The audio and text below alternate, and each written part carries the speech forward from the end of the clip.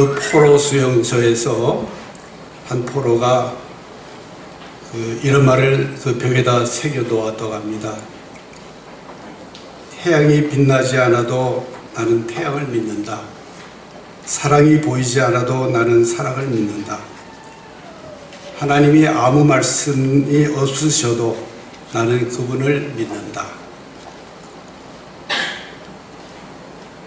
요 몇 주간 동안에 우리는 촛불 집회를 보면서 우리들 가운데 무료와 염려하는 그런 마음들이 있습니다. 그러나 분명한 것은 하나님은 기도하는 그 사람들의 기도를 들으신다고 저는 믿습니다. 보이지 않는 가운데 이 나라와 백성을 좋은 것으로 인도하실 줄 믿습니다. 우리를 이곳까지 인도하신 임마누엘 하나님께서 앞으로도 우리를 그렇게 인도하실 것입니다. 그러니까 너무 염려하지 마시길 바랍니다. 오히려 우리는 좀 더 이런 위기와 혼란 가운데 새로운 또 기대감을 갖고 이 위기가 우리에게 기회가 되도록 같이 기도할 수 있기를 바랍니다. 교회력에 의하면 오늘은 한 해의 마지막 주일이 됩니다. 그리고 다음 주일부터는 대림절로 시작해서 이제 성탄절을 우리가 기다리게 됩니다. 한 해의 마지막 주일을 오늘 교회력에 의하면 왕이신 그리스도의 날로 이렇게 정한 것 굉장히 의미 있다고 저는 생각을 합니다. 우리가 믿는 예수님이 우리의 왕이시다라는 이 사실을 우리는 평소에 그렇게 실감나게 느끼지 못하면서 지냈는데 오늘 성경 말씀을 통해서 예수님이 이 땅에 왕으로 오셨고 우리는 그의 백성이라는 사실을 다시 한번 깨닫게 되는 그런 면에서 그렇습니다. 그리스도 예수가 왕으로 오실 것에 대한 그 구약의 예언의 말씀이 있죠. 이사야서 9장 6절에 보면은 이는 한 아기가 우리에게 낳고 한 아들을 우리에게 주신 바 되었는데 그의 어깨에는 정사를 메었고 그의 이름은 기묘자라 모사라 전능하신 하나님이라 영존하시는 아버지라 평강의 왕이라 할 것이니라. 또 신약에서는 천사가 마리아에게 나타나서 오실 그리스도에 대해서 이렇게 증거하고 있습니다. 누가복음 1장 31절에 있는 말씀입니다. 보라 네가 잉태하여 아들을 낳으리니 그 이름을 예수라 하라. 그가 큰 자가 되고 지극히 높으신 이의 아들이라 일컬어질 것이요 주 하나님께서 그 조상 다윗의 왕위를 그에게 주시리니 영원히 야곱의 집을 왕으로 다스릴 것이며 그 나라가 무궁하리라. 성경이 이렇게 예언하고 증거하듯이 예수님은 분명히 우리 믿는 자들에게는 왕이신 그리스도이십니다. 그러나 세상에서 말하는 그런 왕과는 분명히 다릅니다. 세상에서 왕이라고 한다면 좋은 이미지를 갖고 있지 않습니다. 일반적으로 왕하면 권력을 가지고 권위적이고 독선적이고 폭력적이고 강압적으로 다스린다라고 이렇게 생각을 합니다. 물론 그 가운데는 선군도 있지만 대체로 그렇게 생각을 합니다. 구약에 나오는 왕들의 이야기 가운데 특별히 사울 왕이 그 권자를 지키기 위해서 다윗을 죽이려고 했던 그런 여러 가지 이야기들을 우리가 성경을 통해서 잘 알고 있습니다. 구약에 나오는 왕들의 역사를 보면은 왕권을 잡기 위해서 수단 방법을 가리지 않고 그 수많은 사람들을 죽였음을 볼 수 있습니다. 그것도 아주 무지막지하게. 과거 우리나라 역사를 봐도 그렇고 근세 우리나라의 권력투쟁사를 보면 더 잘 알 것입니다. 군인들이 쿠데타를 일으켰는가 하면은 대통령을 시해하고 정권을 반대하는 사람들을 진압하는 과정에서 얼마나 많은 사람들이 죽어갔습니까?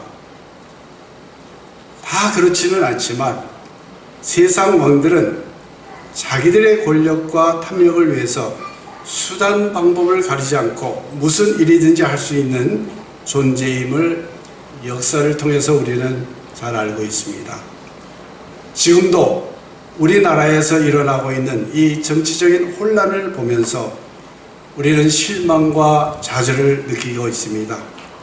앞으로 이 시국이 어떻게 마무리될지 모르겠지만 그 과정에서 권력에 탐한 나머지 나라와 백성의 안위는 뒷전으로 한다면 우리나라는 삼류 국가로 전락하고 말 것입니다.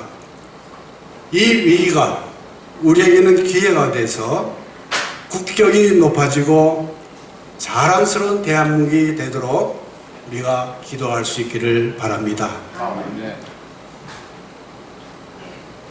오늘의 말씀으로 좀 들어가겠습니다. 먼저 오늘 설교 말씀을 배경을 좀 이렇게 한번 살펴보도록 하겠습니다. 예수님이 유대 땅에 오셨을 때는 로마 통치를 받던 식민지 시대였습니다. 그래서 많은 유대인들이 그들을 이 로마의 통치로부터 구원해줄 메시아를 기다리고 있었습니다. 바로 이때 예수라는 한 청년이 나타나서 가나의 혼인잔치에서 물로 포도주를 만드는가 하면은 오병이어로 5,000명을 먹이고 안진뱅이를 일으키고 눈먼 자의 눈을 뜨게 하고 심지어는 죽은 자를 살리는 그런 정말 천지개벽과 같은 일들을 벌이고 있는 것이었습니다. 이 놀라운 사건 앞에 유대인들은 자기네의 기대를 이루어질 사람이 나타났다라고 이렇게 그 왕이 나타났다라고 이렇게 생각을 했습니다. 그래서 새로운 시대를 꿈꿨습니다. 그러나 어땠습니까? 그러한 유대인들의 기대에 예수님께서는 부응하지 않으셨고 상황은 돌변을 했습니다. 오늘 본문의 말씀에 잘 나타나 있죠? 그들이 바라던 왕의 모습이 아니라 십자가에 달리신 그리스도의 모습을 보게 됩니다.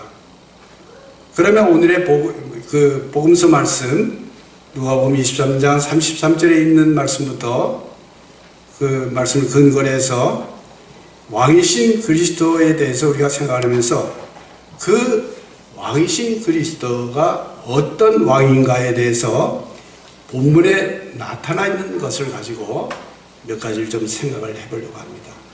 첫 번째는 왕이신 그리스도는 우리가 믿는 그 그리스도는 십자가에 달리신 섬김의 왕이셨다라는 사실입니다. 33절의 말씀이죠.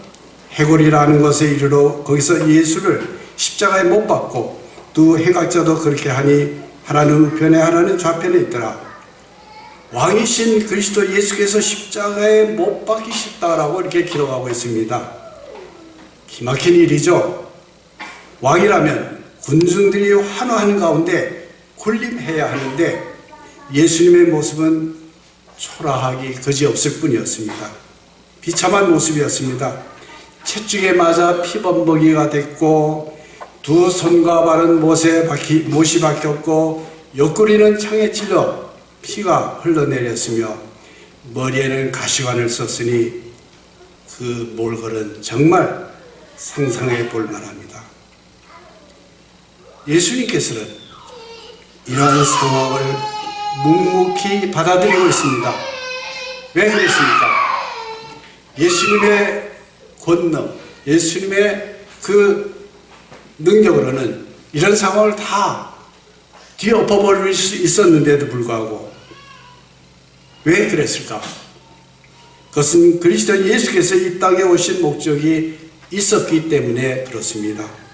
그것은 죄 가운데 죽어가는 인생들을 살리기 위해서 당신 자신이 십자가에 달리셔야 한다는 것을 아셨기 때문이었습니다.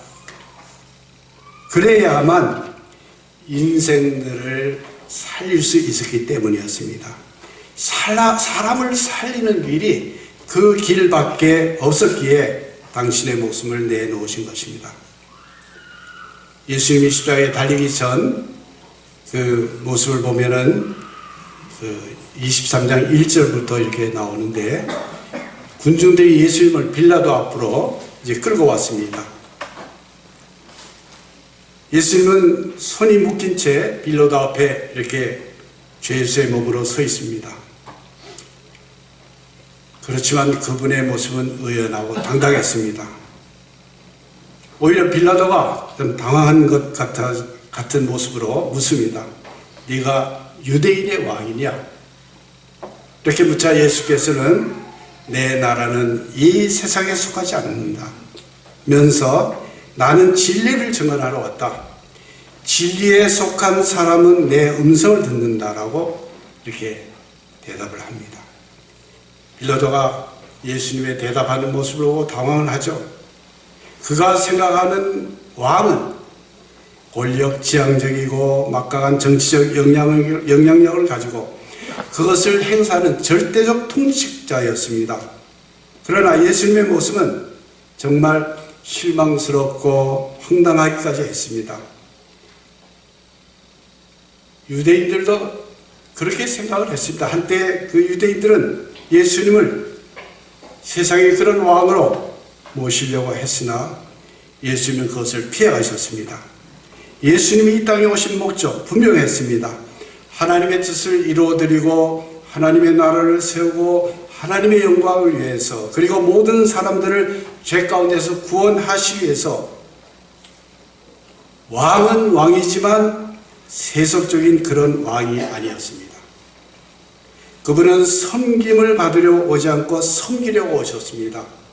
다른 사람을 지배하려고 오시지 않고 온 일을 위해서 당신 자신을 바쳐 생명을 주려고 오셨습니다. 세속적인 권력이나 통치가 아니고 사랑으로 우리를 품어주시고 다스리는 평화의 왕으로 오신 것입니다.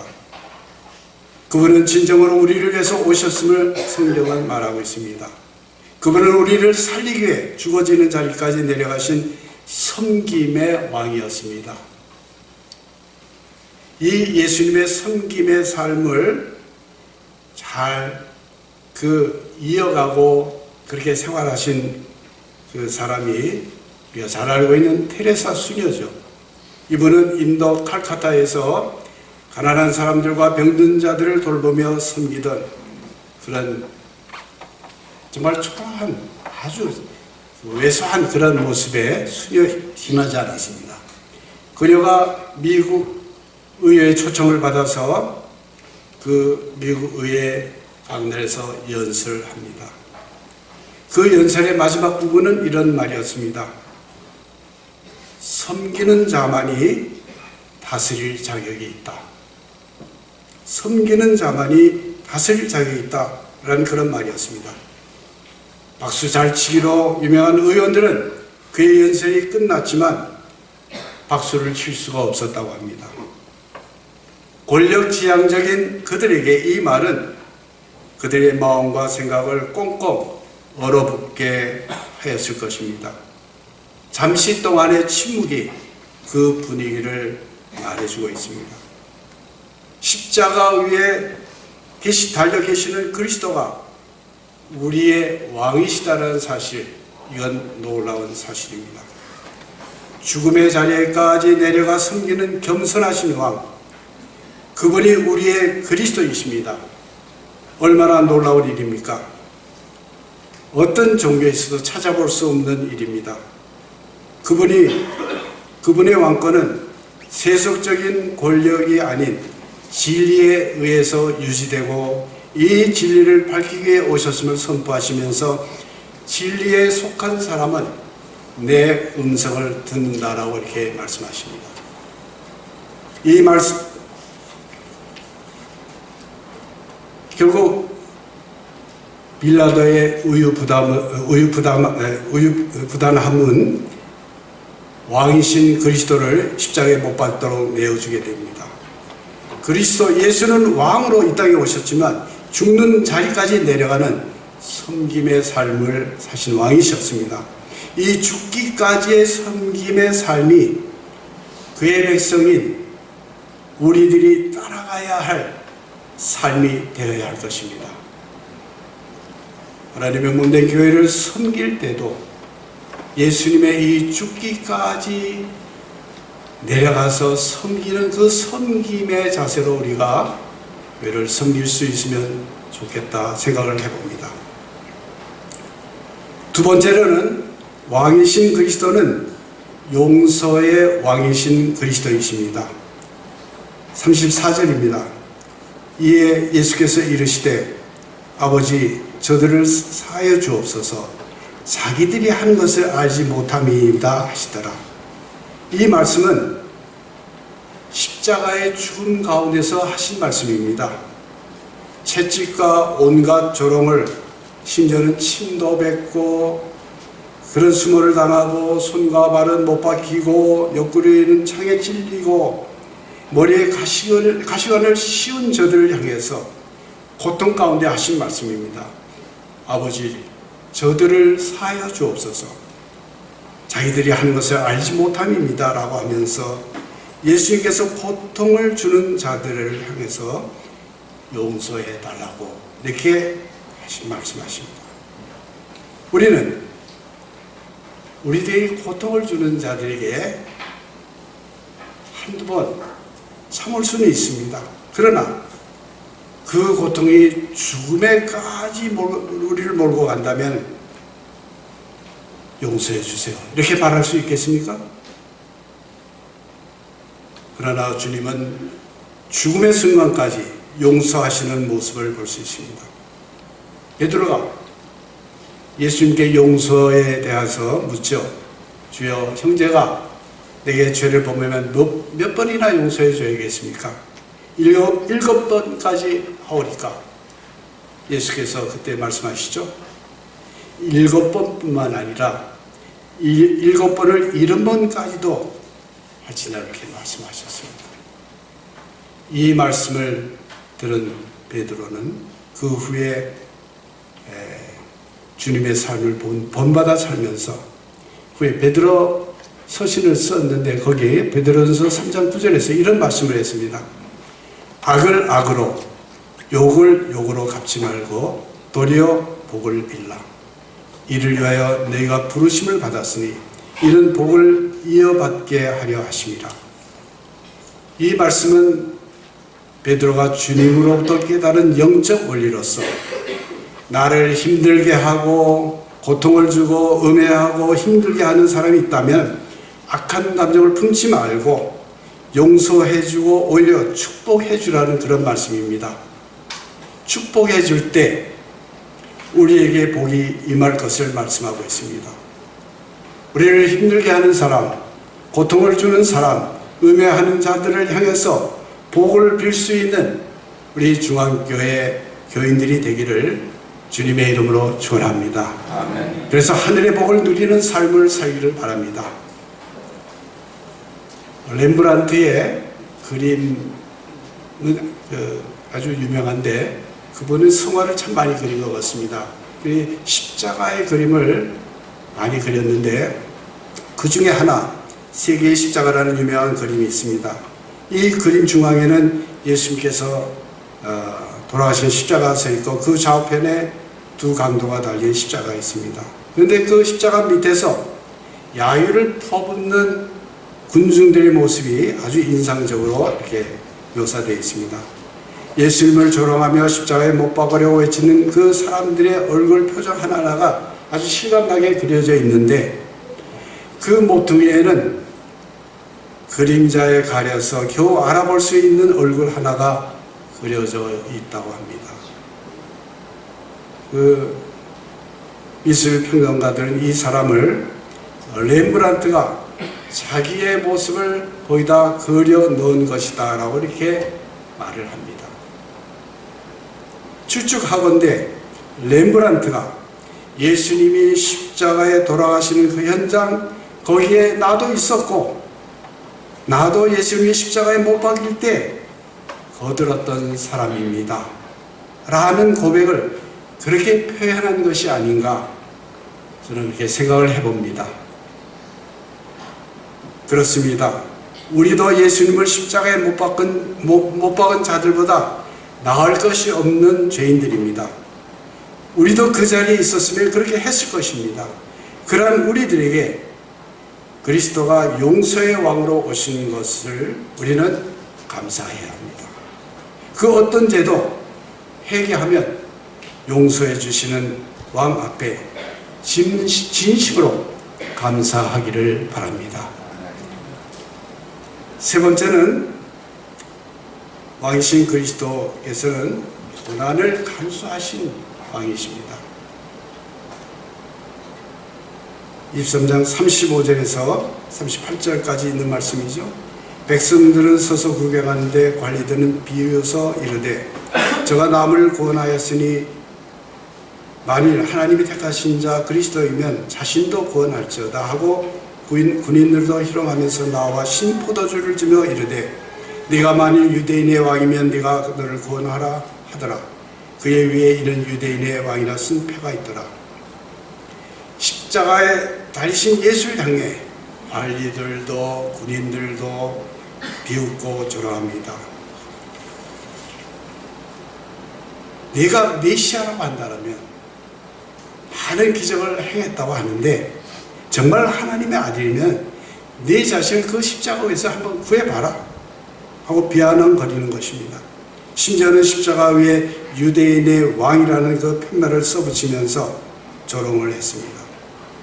심지어는 39절에 보면은 행악자 중 하나도 예수님을 향해 너를 구원해봐라 이렇게 조롱하는 것이었습니다.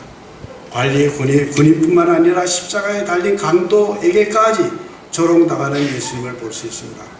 왜 예수님께서 조롱당하시는 것입니까? 그 상황을 충분히 다 뒤엎을 수 있으신 분이셨는데 그것은 하나님의 뜻을 이루기 위해서 하나님의 영광을 위해서 모든 사람을 구원하기 위해서였습니다. 그래서 예수님은 참고 또 참고 그렇게 나간 것입니다. 모든 비방, 모든 조롱 앞에서도 아무 말도 하지 않으셨습니다. 여기에 대해 이사야서 53장 7절에는 이렇게 말씀하고 있습니다. 그가 곤욕을 당하여도 괴로울 때에도 그의 입을 열지 아니하였으며 마치 도수장에 끌려가는 어린 양과 털 깎는 자 앞에서 잠잠한 양같이 그의 입을 열지 아니하였도다 라고 말씀하였습니다.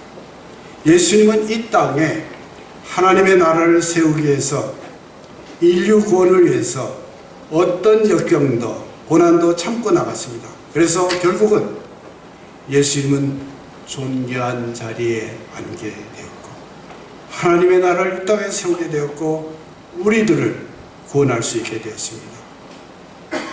우리가 하나님의 몸된 교회에서 주님의 일을 하다가 비난도 받을 수 있습니다. 또 어려움에 처할 수도 있습니다. 눈물을 흘릴 수 있는 경우도 있습니다.